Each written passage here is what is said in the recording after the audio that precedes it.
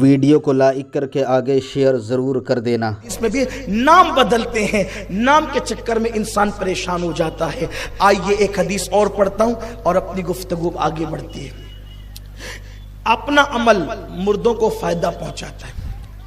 بس اسی اس حدیث کو پہ پڑھ کر کچھ اس پہ تفسیرہ کر کے اپنی گفتگو تمام کر دیں گے، ختم کر دیں گے۔ اور آپ سے یہ کہتا ہوں حدیث پڑھنے سے پہلے، اس لیے اپنے ماں باپ کو مرنے کے بعد ایسی لاوارث مت چھوڑا کرو، ان کے لیے ایصال ثواب کرتے رہو۔ سرکار علیہ السلام نے فرمایا نفل نمازیں پڑھ کے ان کو ایصال ثواب کرو، صدقہ دے کر ان کو ایصال ثواب کرو۔ مگر وہ لوگ جو بیچارے جیتے جی ماں باپ کے نہیں ہوتے، وہ مرنے کے بعد کیا ہوں گے؟ یہ ساری چیزیں تو ان کے لیے ہے جن کے دل اللہ نے نرم کیے ہیں، جن کے دلوں کے اندر نرمی ہے۔ اس لیے اپنے مردوں کو لاوارث مت چھوڑا کرو، بلکہ یہاں تک روایتوں میں آتا ہے کہ مردے ایصال ثواب کی راہ ایسے تکتے ہیں جیسے آنے والے مسافر کی راہ تم تکتے ہو، اور جو تم ایصال ثواب کرتے ہو فرشتے اس کو نور کی تھال میں سجا کر کے لے جاتے ہیں۔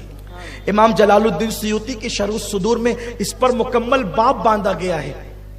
بلکہ ایک واقعہ انہوں نے یہ بھی نقل کیا ہے کہ ایک بزرگ نے خواب دیکھا کہ قبرستان کے اندر، وہ قبرستان میں تھے، وہیں خواب دیکھا کہ قبرستان کے اندر سے مردے نکل رہے ہیں اور فرشتے نور کے تھال لا کر کے ان کو تقسیم کر رہے ہیں۔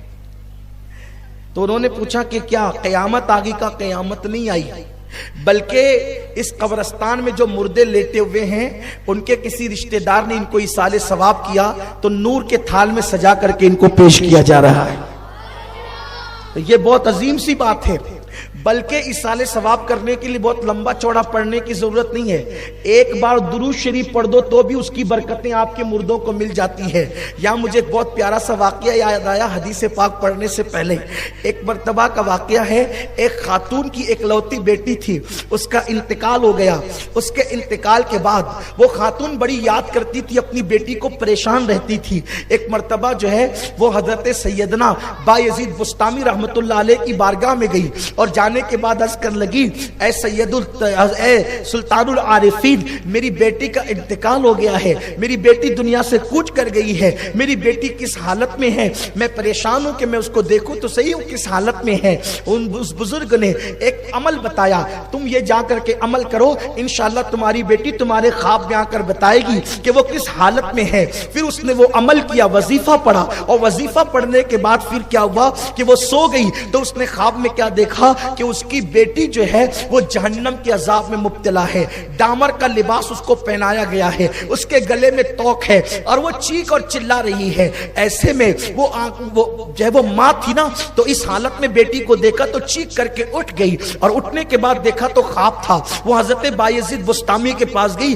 حضرت میری بیٹی بہت عذاب میں ہے، میں نے اس کو اللہ کے عذاب میں گرفتار دیکھا ہے۔ اللہ اکبر۔ پھر کیا ہوا، دوسرے دن حضرت بایزید بسطامی رحمت اللہ تعالی علیہ جب سوئے تو آپ نے خواب میں ایک لڑکی کو دیکھا جس کے سر پہ جنت کا تاج ہے اور وہ جنت کے باغوں کے اندر ٹہل رہی ہے، جنت کے باغوں کے اندر وہ ٹہل رہی ہے۔ اللہ اکبر۔ وہ ہے حضرت بایزید نے پوچھا اے بیٹی تو کون ہے، کون خوش نصیب ہے؟ کہنے لگی بابا میں ایک غمزدہ ماں کی بیٹی ہوں، میری جس ماں نے مجھے کل جہنم کے دہکتے ہوئے شعلوں میں دیکھا تھا، جہنم کے عذاب میں دیکھا تھا، میں اسی غمگین ماں کی بیٹی ہوں۔ تو بایزید بسطامی نے پوچھا بیٹی کل تو اللہ کے عذاب میں گرفتار تھی، تیری ماں نے تجھے عذاب میں دیکھا، آج تیرے سر پہ جنت کا تاج کیسے، آج تیرے وجود پہ جنت کا لباس کیسے، آج تو جنت کے باغوں میں کیسے ٹہل رہی ہے؟ تو اس بچی نے کہا بابا اصل میں بات یہ ہے کہ جس قبرستان میں میری قبر ہے، جس قبرستان میں میری قبر ہے، اس قبرستان سے ایک عاشق رسول گزرا اور اس نے چلتے چلتے مصطفیٰ جان رحمت پر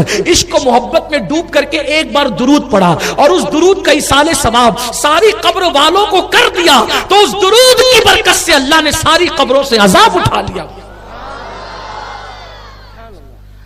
یہ بات ہے۔ اور ایک بات آپ سے کہتا ہوں، دیکھیے جو ہمارے دنیا کے پڑھے لکھے لوگ ہیں نا وہ سمجھتے نہیں، لیکن کچھ باتیں وہ بھی کہتے ہیں کبھی کبھی مگر سمجھتے نہیں ہیں۔ حدیث قرآن نہیں پڑھتے نا تو ایسی کچھ بھی اپنی اٹکل سے باتیں کرتے ہیں۔ ہم کیا کہتے ہیں بھائی جس نے حافظ قرآن اپنے بچے کو بنایا تو قیامت کے دن اللہ اس کے ماں باپ کے سر پہ کیا سجائے گا؟ تاج سجائے گا۔ اب آپ میں پوچھتا ہوں کہ اس کا باپ حافظ قرآن تھا کیا؟ بولیں بولو بھائی نہیں تھا نا. پھر اس کو تاج کیوں ملا؟ بیٹا حافظ قرآن بنا. تو بولو جب بیٹے کا حافظ قرآن بننا باپ کو فائدہ پہنچایا کہ نہیں پہنچایا؟ یہ بھی تو ایصال ثواب ہے, یہ بھی تو ایصال ثواب ہے. تو اس طرح قرآن اور حدیث کے اندر ایصال ثواب آیا ہے. اس لیے ایصال ثواب کرتے رہو اور فلاح پاتے رہو. اپنے مردوں کے مرحومین کے نام سے ایصال ثواب کرو, بزرگوں کے نام پہ, اپنے پیروں کے نام پہ, اپنے مشائخ کے نام پہ, انشاءاللہ اس کی برکتیں ملتی رہے گی. اور بہت طویل داستان 14 صدیوں سے یہ ایصال ثواب کا سلسلہ چلتا آ رہا ہے. اب کبھی کبھی یہ بات کہی جاتی ہے کہ ہم پیش کرتے ہیں, نیاز بناتے ہیں, زردہ بناتے ہیں, پلاؤ بناتے ہیں, بریانی بناتے ہیں, کھچڑا بناتے ہیں, شربت بناتے ہیں, یہ سب ان تک پہنچتا ہے کیا؟ وہ تو آپ ہی کھاتے ہو. تو ایک آسان سی بات ہے, اگر آپ نے قرآن پڑھا تو قرآن کے اندر سورۃ الحج کے اندر ایک آیہ کریمہ ہے. اللہ فرماتا ہے کہ تمہارا قربانی کا گوشت اور خون یہ اللہ تک نہیں پہنچتا. بولو قربانی کس کے لیے کرتے ہو؟ کس کے لیے کرتے ہو؟ اللہ کے لیے. اور کباب بنا کے خود کھاتے ہو, ہے نا, بڑی بڑی ڈش بنا کے کھاتے ہو. تو قربانی اللہ کے لیے کی تو پھر گوشت بھی آپ کو اللہ کے لیے چھوڑ دینا چاہیے. لیکن ایسا نہیں ہوتا, ہم کیا کرتے, خود کھاتے, ثواب بھی ملتا ہے. تو اللہ نے یہ مسئلہ پہلے ہی حل کر دیا. اللہ فرماتا ہے تمہاری قربانی کا گوشت اور خون اللہ تک نہیں پہنچتا, بلکہ تمہارا کیا پہنچتا ہے؟ دلوں کا تقویٰ پہنچتا ہے اللہ تک. تو ایسے ہی بلا تمثیل ہماری یہ ڈشیں ولیوں تک نہیں پہنچتی, بلکہ دلوں کی محبت اور اس کا ثواب ان تک پہنچا کرتا ہے, ان تک ثواب پہنچا کرتا ہے, دلوں کی محبتیں پہنچا کرتی ہے. اب پتا چلا, یہاں پر ایک واقعہ مجھے اور یاد آ گیا. حضرت شاہ ولی اللہ محدث دہلوی رحمت اللہ علیہ فرماتے ہیں کہ میرے ابا جی شاہ عبد الرحیم ہر سال میلاد النبی صلی اللہ علیہ وآلہ وسلم کے موقع پر خوب دھوم دھام سے رسول اللہ کی نیاز کرتے تھے. لیکن ایک وقت تو ایسی غربت اور پریشانی کا عالم آیا کہ وہ کوئی نیاز حضور کے نام سے نہ کر سکے. اتفاق سے گھر میں بھنے ہوئے چنے پڑے ہوئے تھے. میرے والد نے اسی بھنے ہوئے چنے پر فاتحہ کر دی, حضور علیہ السلام کی بارگاہ میں ایصال ثواب کر دیا. اسی رات روتے روتے سو گئے تو خواب میں کیا دیکھتے ہیں کہ صدیق اکبر فاروق اعظم صحابہ ہیں اور ان کے جھرمٹ میں مصطفیٰ جان رحمت موجود ہے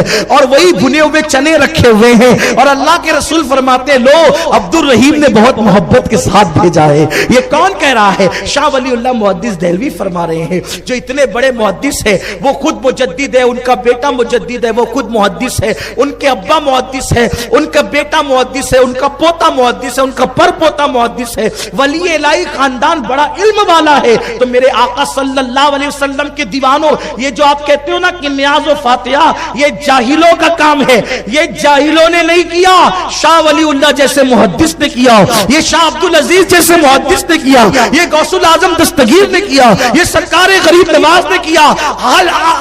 الحاوی للفتاوی میں امام سیوطی نے لکھا ایصال ثواب پر کے نام پہ کھانا سیدنا صدیق اکبر نے پکا کر تقسیم کیا. صدیق اکبر بھی یہ کرتے تھے. اس سے منع کرنا جہالت ہے, اس کو کرنا جہالت نہیں ہے. تو میرے آقا صلی اللہ علیہ وآلہ وسلم کے دیوانوں, لیکن ایک وضاحت کر دوں, اگر گھر میں نہیں ہو تو قرضہ لے کر نہیں کرنا. پانی پر بھی فاتحہ ہو سکتی ہے, شکر پر بھی ہو سکتی ہے, اور اس کی برکتیں. یہاں ایک بات عرض کروں, حدیث جو پڑھنے جا رہا تھا اس کو پڑھنے سے پہلے دیکھو بھائیو, آپ کریں گے آپ کا فائدہ ہے, ہمارا کام ہے صرف بولنا, آپ کو زبردستی پابند کرنا. یہ سب خوشی کے سودے ہیں, نفل عمل ہے, چاہو تو کرو, چاہو تو مت کرو, کوئی بات نہیں, منع مت کرو.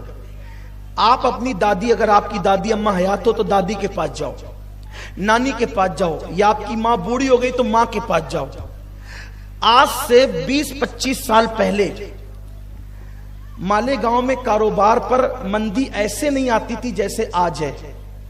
آپ پوچھئے گا, کاروبار ہمارے بہت اچھے تھے, لوم کا کاروبار لے لو, رکشہ کا لے لو, دکانوں کا لے لو.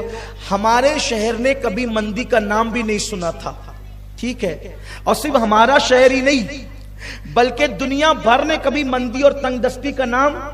عورتیں بیٹھی ہوئی بہت چپ سے وہ سن رہی ہے, ان سے کہتا ہوں کچھ بات نہ کرے. بچیاں بات کر رہی ہے, وے بیٹا, اے بچوں چپ رہو, اے للہ چپ رہے بیٹا, اے بٹیا چپ رہے میری بیٹی. درود شریف پڑھیں, رب صلی وسلم دائما ابدا علی حبیبک خیر الخلق کلہم. توجہ فرمائیں, भर ने कभी भी मंदी का नाम नहीं सुना था। आज से 25-30 साल पहले बरकत ही बरकत थी, बरकत। वीडियो अगर अच्छा लगा हो तो लाइक करके आगे शेयर ज़रूर कर